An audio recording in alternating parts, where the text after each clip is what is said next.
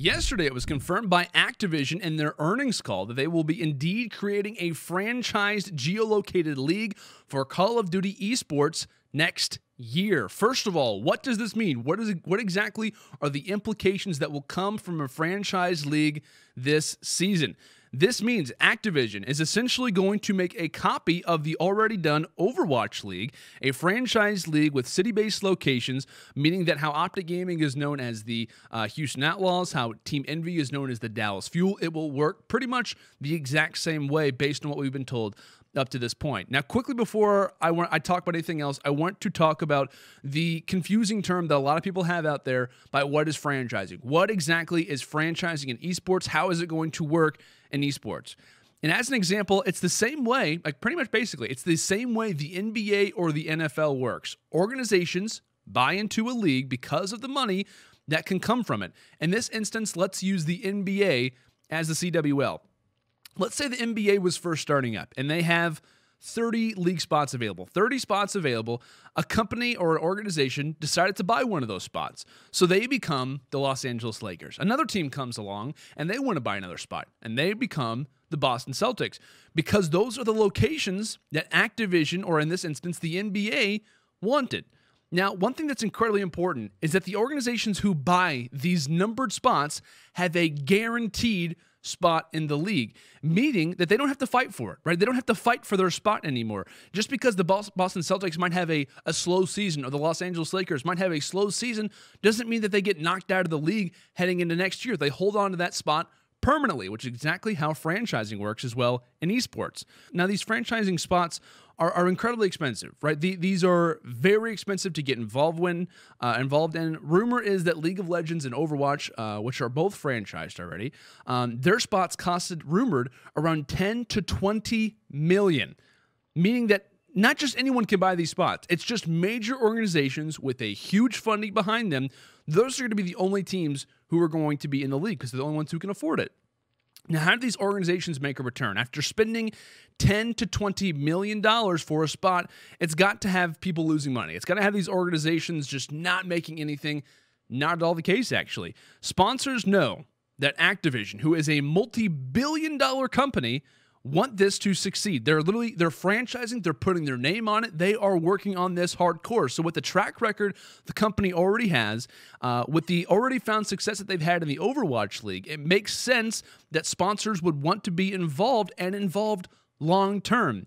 And Activision wants these organizations to succeed, right? That's not a surprise, right? They want these organizations to succeed because they want to see them prosper, because in turn, it's a direct self-reflection of how the league is going, which is what they themselves are involved in.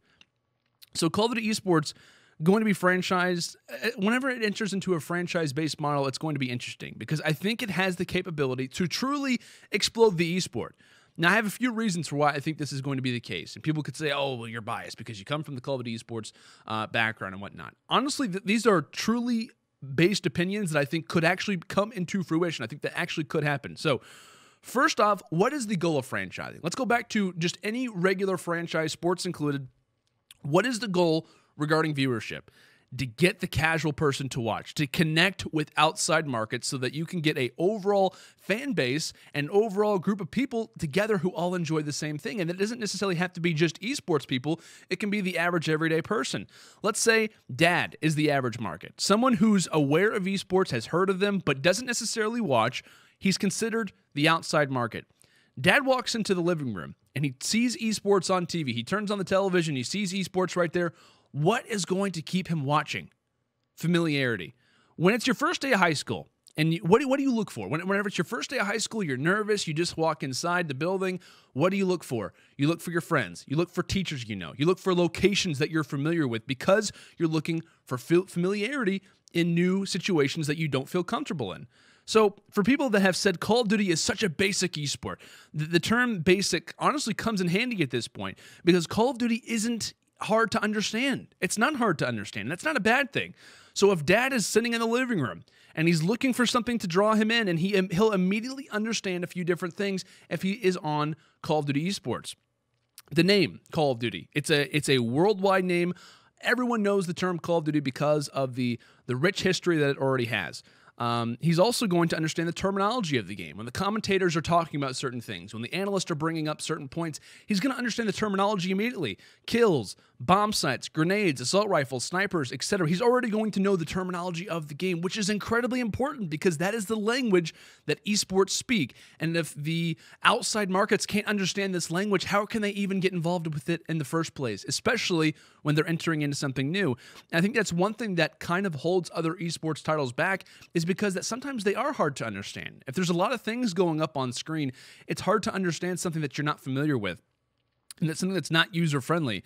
And I know if you do watch, I don't know, like an esport like League of Legends, you have to be very involved in that game to understand everything the commentators are talking about because of how in-depth the game is. There's nothing wrong with that. And it obviously sees a ton of success for a reason. But if you are trying to connect with the outside market, it's very difficult for them to immediately get drawn in and have to study all of the names, all of the terminology that isn't always necessarily explained. And so I think Call of Duty has the capability to act almost as like an entry into all other esports. Another thing that I love about Call of Duty is the personalities. There has never been another esport that has thrived solely off of personalities as long as Call of Duty has. Like if we go back to what was considered or pretty much regarded as the best Call of Duty esports title ever, Black Ops 2. There's been many people who have said, oh, there hasn't been a great title since. You could argue Ghost. You could argue Black Ops 3. Some people would throw out Advanced Warfare, even Black Ops 4 now. But generally, it's been about 6 to 7 years that we have been thriving off solely personalities. And I want to throw this to this question as well. Why do we watch regular season sports? Like playoffs, I get it. Even championships, I get it. Like even like very hardcore playoff moments, it makes sense why people watch them because of or pretty much what's on the line. But why do we watch regular season sports? Why do we watch regular season NFL or regular season NBA?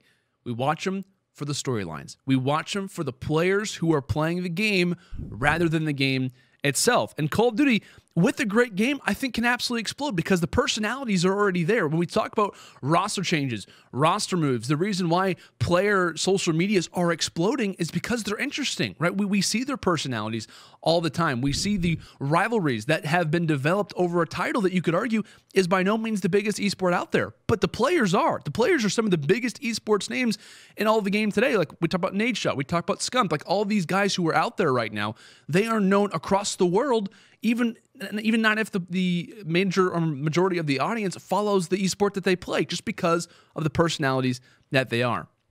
Now, quickly, I want to cover a few things that I'll get into at another time, but I've been giving a lot of positives toward franchising. While there are positives, don't get me wrong, there could also be some negatives that could come because we've heard about franchising for the longest time. I mean, this has been a rumor confirmed that's been going on for probably a full-on year up to this point of talk about franchising. Is it going to happen? We've been seeing a lot of leaks and all these things, but there could be a few negatives that could come with it as well. So while franchising can be exciting, it holds Call of Duty Esports pretty much on a pedestal.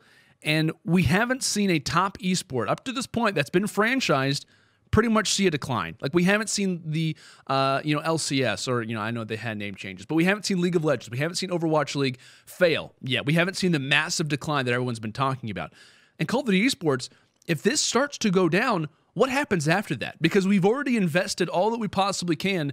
If Call of Duty doesn't start to succeed with this thing, if people just don't have if people don't really connect with it, if the game necessarily isn't the greatest, and we all know that, at least in our opinions, the esports side, Treyarch is usually the best developer, so the fact that we're starting off on a new foot when they just made the last title, I don't feel the greatest confidence in, so it's not going to be the easiest for people to connect with it. Along with that, and seeing whether or not it can succeed under this model and in the future of that, we also have to keep in mind the region locking situation. I don't think this is a good idea, and I can go on this on another subject and whatnot.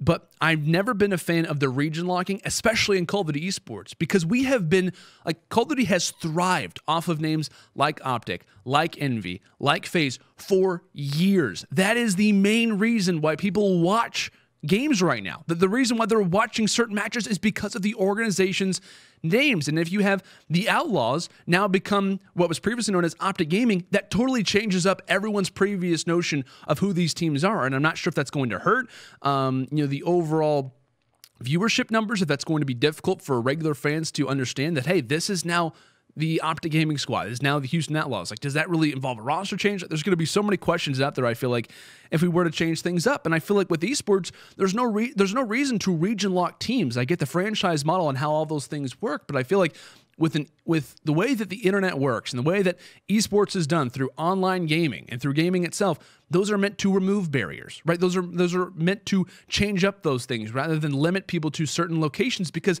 every esport out there is a team that is composed of players from all over the world, right? Especially in League of Legends, there are players from not even just the United States, because pretty much Call of Duty is primarily, NA teams and UK teams all together. But when it comes down to, like the LCS and stuff like that, those are players from all over the world. So to say that they are now the Houston team, or they are now the Denver team, the Boston team, is throwing out, obviously cities out there, I don't think that really works necessarily when it comes down to esports. And I feel like it's kind of hard to translate that over. So along with the region locking thing, I am also interested to see how they handle the amateur circuit, how they're going to handle the amateur league, because will there be a way that Call of Duty amateurs and semi-pros can gain notoriety? Is there a reason that they want to play? Is there a reason that if a pro gets out of the league, is there some type of system that can support them in getting to the top? And we've seen, with Overwatch contenders and a number of different things, those systems have been implemented in the past, but will they be handled correctly when it comes down to Call of Duty? Because you could argue the amateur circuit over the last few years hasn't necessarily been the best. We have, 22, 23 CWO rookies this season. Now is not the time to shut the door on them. Now is not the time to shut out the new generation of the game and what could be the future of Call of Duty Esports, the future of these organizations, the future of these franchises. So if handled correctly, I think franchising could be the greatest thing in Call of Duty history. But if not handled correctly, it could be the one thing that turns it into an esport that could have been something great.